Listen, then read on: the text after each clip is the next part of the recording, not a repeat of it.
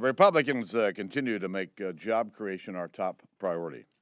This morning, the House Committee on Education and the Workforce is considering a bill that would prohibit the National Labor Relations Board from where an employer can or cannot locate jobs here in our country. In South Carolina, we've seen how this one agency can block thousands of good-paying jobs and having a chilling effect on employers all across our country.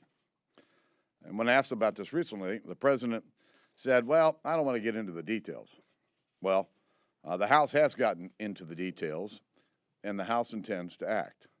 And I appreciate the committee's efforts to help get the government out of the way and to promote a better environment for private sector job creation. Also this week, the House passed our cut, cap, and balance legislation that represents exactly the kind of balanced legislation the president has talked about. It provides him with a debt limit increase that he's requested, but it gives families and small businesses the real spending cuts and reforms that they're demanding without any job-crushing tax hikes. What this legislation also shows that it's not only important to avoid default, it's also important that we take a meaningful step toward real deficit reduction. This means in addition to cutting and capping spending now, there should be real structural reforms to our entitlement programs.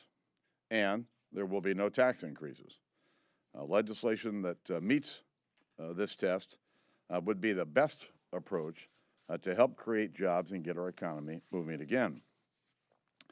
With all that's at stake right now, it's not enough to wish or to wait for a solution to materialize.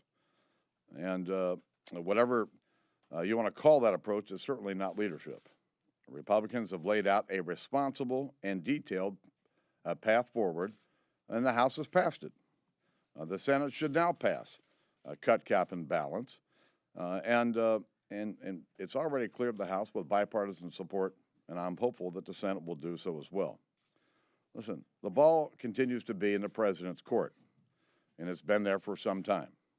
If we're going to avoid default and prevent a downgrade of our credit rating, and if we're going to create jobs and jumpstart the economy, I think he needs to step up and work with us on the spending cuts and reforms that the American people are demanding.